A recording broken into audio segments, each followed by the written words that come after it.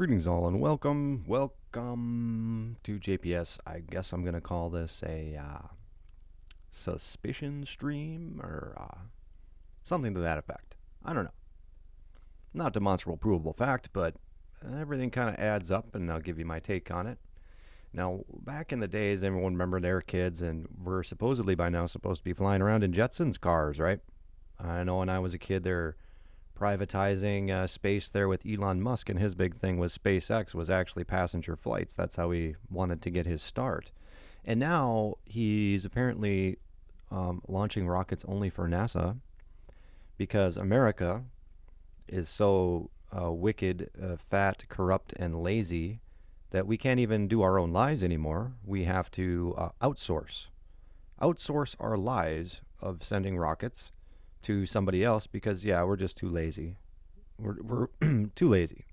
And if it's not going to Elon Musk, it's going to our bitter enemy, apparently the Soviets. Hey, Mr. Putin, you want to send up our spy satellite so we can spy on you? Does that make any sense at all? No, it does not. And neither does this. Now, going up really high in the sky doesn't sound like it should be that big of a deal, right? It's just a balloon. And so around this time, this is actually from 2016, I believe, this article. Yeah, January 2016, high altitude balloon company, Worldview Enterprises. Funny, and you click that link and you get, can't reach the page. I wonder what happened to those guys. You notice this is a picture from them. Now, we got a CGI balloon. But this image of the Earth in the background is from a very high altitude, and it is flat. Notice that. Okay, and then they stick their CGI balloon on it. Worldview Enterprises reached an important milestone today when Arizona's Prime County, Pima, whatever, county voted to award them $14.5 million deal to build a spaceport. Not a balloon port, they call it a spaceport, all right? They call it a spaceport. Jane Pointer, CEO of Worldview, told TechCrunch that this vote comes after a year-long nationwide search for a Worldview headquarters location. The company has the ability to bring payloads up to 100,000 feet and safely back down to the ground. And what they want to do was have like rides where you pay 75 grand and you go up and you can go up to 120,000 feet or something and check everything out.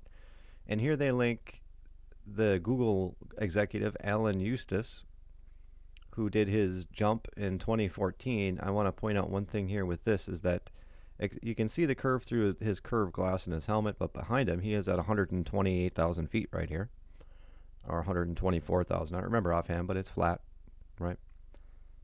According to Worldview, their passengers would gently lift off in a pressurized capsule complete with Wi-Fi and a bar. Oh, America. That would hold 6-passenger crew of 2 members. The helium would expand in the balloon as the pressure inside the balloon attempted to equalize with the low pressure of high-altitude atmosphere. After a couple of hours, the passengers would reach their peak height at 100,000 feet, at which point the balloon would be fully expanded. The capsule would then sail the stratosphere for around 2 hours. When it's time for the capsule to return home, pilot descends by venting the helium, detaching the balloon itself, and then apparently this one had some sort of a glider or something, which is a very dumb idea. I guess they figured it would take too long to come back down any other way. I don't know. But of course they have their artist 3D graphical representation of what this would be. Crew flights won't begin until late 2017 or 2018. Hey, do you think any of those ever happened? Did any of those passenger flights ever happen with Elon Musk? Or was it just a smokescreen? You can purchase Worldview Experience tickets today for $75,000. Where'd that money go? Where'd that money go? She emphasized the space tourism opportunity they offer is unique compared to other options out there, which is none because the government stops them. It is extremely gentle experience, also a fraction of the cost of a subordinal space tourism companies like Virgin Galactic, where tickets run $250,000. Yeah, Virgin, they haven't launched anything yet. It's just a thing for rich people to give them money. Okay, the government's not going to let you go up there. It's not happening. They've been talking about this stuff for 40 years, guys. Balloons are cheap. What's preventing people from going up there? The government. Okay? Balloons are cheap. Okay, so this is, explaining what the article is about this company, which does still exist. We'll get to their page. We're talking about the idea of your average Joe or even your average billionaire just going up 100,000 feet. What's the problem with that? What could possibly be the problem with that? Going up there, taking a look around with your camcorder and coming back down. There's obviously a lot of companies out there that are interested in it. See the world from 100,000 feet. This is in Air and Space. And this one's, I think, from 2015, July 2015. So this one, they're talking about the same story, but there's another company involved now that is in the same business. And it's actually out of another country. I think it's a Spanish company that is doing it, where they talk about the World Express, whatever one we just looked at. And then this is this other company, Zero to Infinities, has a capsule, and this is the capsule that they have. Now, this is 2015. It looks to me like it's done, and it's ready to go. Where is it, and why can't people ride this thing? It looks done, does it not? This isn't an artist representation of anything. This is the actual thing. And it kind of looks legit. It even talks about, the coatings, and their big problem, they said, was how they got how they could keep the condensation from fogging up the windows, because it's kind of pointless to go up there if you can't see nothing. Okay, we're talking about these. So they got these two companies out there within the last 5 years that spent a decade putting together a thing for people to be able to ride a balloon and go up to space. Because according to the Air Force, anything over 50,000 feet is considered space. All right? It may not be the NASA definition. It may not be what the Wikipedia says. But that's what the Air Force says. We'll cover that in a live stream where we're looking at astronauts in space. Granted, 40 minutes of that live stream got cut off the beginning, which aggravates me, but 50,000 feet according to the Air Force. Okay, so this is Worldview homepage, actually. And I can watch a video. And this is what they do now. They started as a company who wanted to do personalized trips up in and balloons. Okay? Very, very simple. Now what are they? High quality imagery and sensor data from the stratosphere. They're a balloon company that launches Google satellites.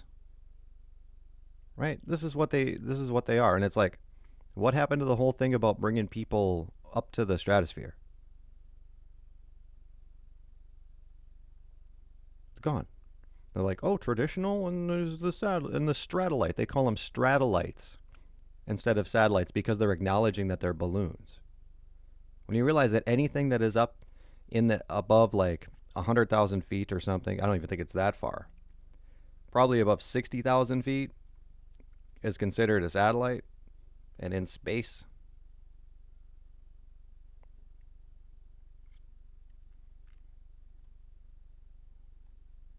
So that's Worldview. Now, the people that Infinity, the guys who look like they actually were ready to go with having people go up into a high altitude balloon and sell it as a commercial venture. We actually have an article here from Space Legal Issues. And this is Blue Star is their, I'll show you what they get into, but that's a booster rocket system, they say, that's off of their balloons. And the legal guys, the Fed legal guys are talking about these different balloon projects and the legalities of them. And apparently these guys that are trying to offer personal rides for people and take it to the public are getting blocked by all these space treaties. Why? Because the general public thinks space is like outer space floating around, no gravity. But it's not. It's not. They consider space like anything over 50,000 feet. Well, the Air Force does. Who knows what the treaty does? And the way that they're able to get around it for right now is because they consider themselves like an object, not a vehicle, not anything else. They're an object in space. and they're using that definition. So it's interesting. The legalities are obviously what's blocking these guys from doing what they want. Billionaires with too much money, what else are you going to do but launch rockets all day, right? Launching rockets. This is Zero Infinity to Space. And they have a very nice website. So here you have an example of their balloon, right? Okay, public to the gurus of aerospace, most people think that space will remain in the realm of a few superpowers, large defense contractors, and the odd billionaire. Well, it is. But we won't settle for that, right? Give us $75,000 and we'll hold on to it until we go out of business, right? At Zero to Infinity, we choose to carry the burden of proof that there is indeed a better way that allows you to realize your dreams in space.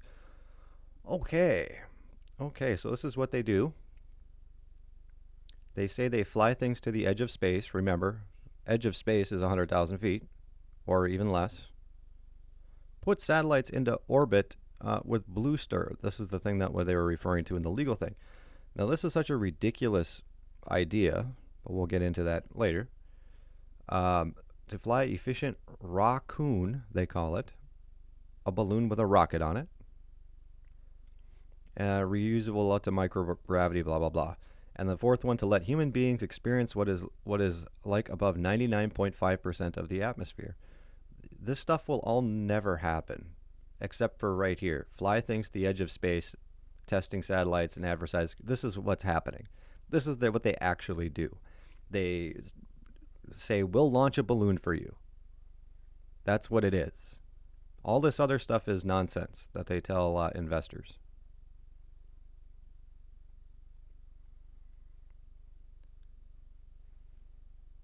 So here you take a look at what they're doing. So they're saying 40K is where they're near space balloons.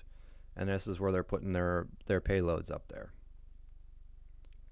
And this is a example of what their junk that they're putting up there and who's paying for it.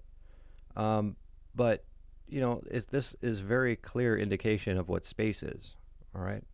This is where all of your satellites are coming from, all your Google Street View, all of that crap. Right here.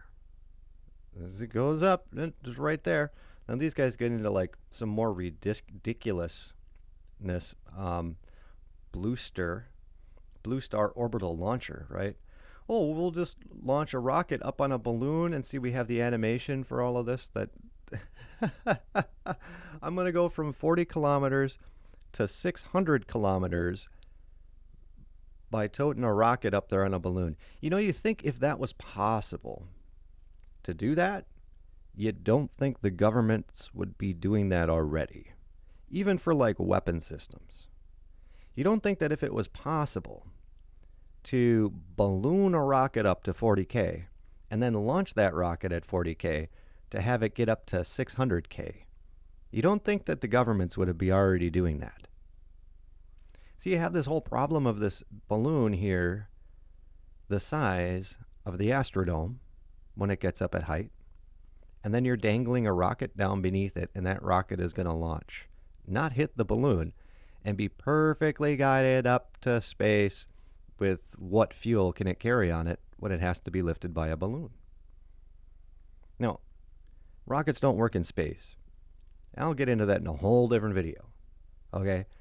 But the old reason that the rocket puts out 1 million pounds of thrust or something like that is because it's at sea level. And when you get up and you don't have any air to heat up and you don't have any oxygen and there's hardly any atmosphere around there, you're not pushing against anything and you're not heating up much air. So your rocket, they're gonna go and then it's gonna fall. That's what's gonna happen. So this is all ridiculous nonsense. And this is the rocket that they say that they're doing this with. Artist conception, right? This is obviously a mock-up model of it, but all of the things of the way that it's supposed to work is all artist rendering, 3D modeling. And good, they gave them an award for their 3D model and their idea. But this is not a unique idea. This is an obvious idea where if your problem is getting through the atmosphere, you move your rocket up as high as possible, which is like, why aren't they launching rockets from the top of Mount Everest? I mean, seriously, we have unlimited money, guys. Remember this now. We have unlimited money. There are Saudi billionaires out there who create dump trucks the size of the Astrodome to drive around the desert because they're big babies playing with their toys. They have that much money. You don't think if this stuff was possible, it would have been done by somebody? Or you get close to doing it like some of these guys do, and the government shuts you down. Okay? Worldview Enterprises. This is who they are now. Essentially launching what we think of as satellites. Because we are, as Americans, too fat, too lazy to handle any of that. We need to outsource it. We're too bloated. We don't want to deal with it. Hire somebody else. And it talks very briefly about doing the private thing and says, nah, we're just not going to do that. Okay? Now, I want to get into something else here. We're going to talk about the Concord. Because what is the highest passenger thing that people could have actually been on? A Concord. Goes up to like 65,000 feet. Okay? Cruises around 60,000 feet as like everyday sort of thing when it was flying. And they say that there wasn't enough passengers for the Concord to justify it. They say that, we couldn't go supersonic over land masses and all of these excuses. Oh, well, it's 65 years old or something like that. It came out in 1965. All of these excuses of why the Concord goes, I think that it was because it went up to 60,000 feet. And money is so readily available to everyone now that $10,000 a ticket, it's like not that big of a deal. You could crowdfund that.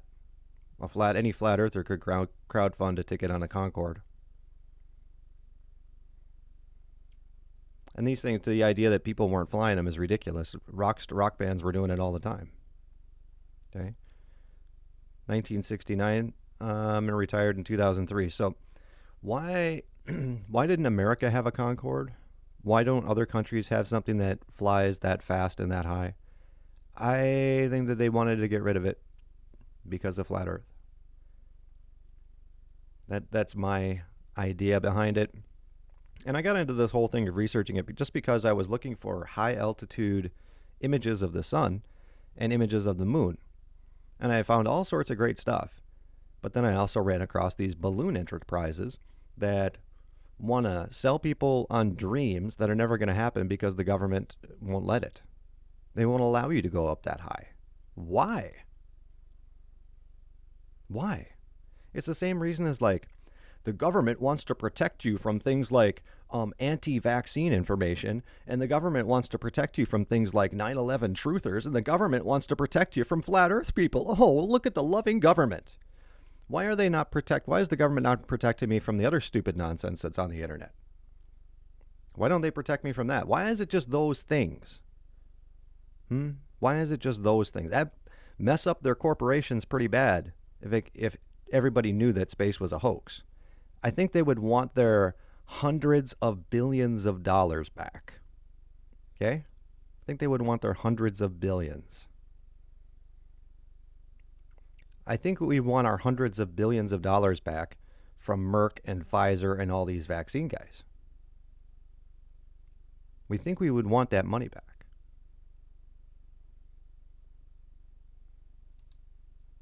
We'll take a look at this. I'm not sure. Keeping It Flat is the guy who did this video in 2016. We'll play it. Take a listen. The reason Concord was grounded. I asked myself that question today. So I did a search and I knew it was faster. I wondered, did it go higher? Here's what I found out. For a privileged few who had the opportunity to fly in Concord, the experience was one to remember.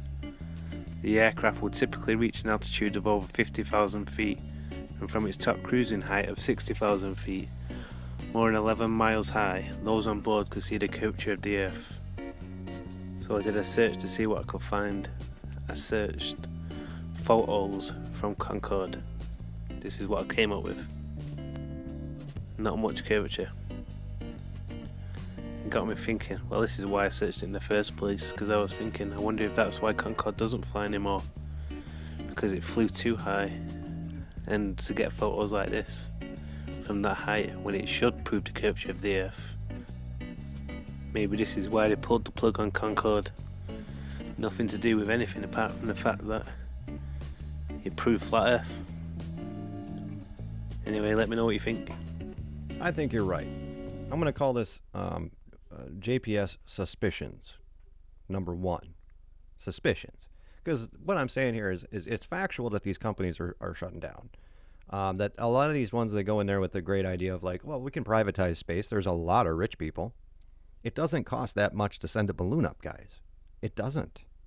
The flat earth people do it. They cost a couple of $1,000s for the balloon and the stuff. And what costs the most money is getting people to the event of doing stuff and organizing people and the travel and that. But the balloon itself is not that much money.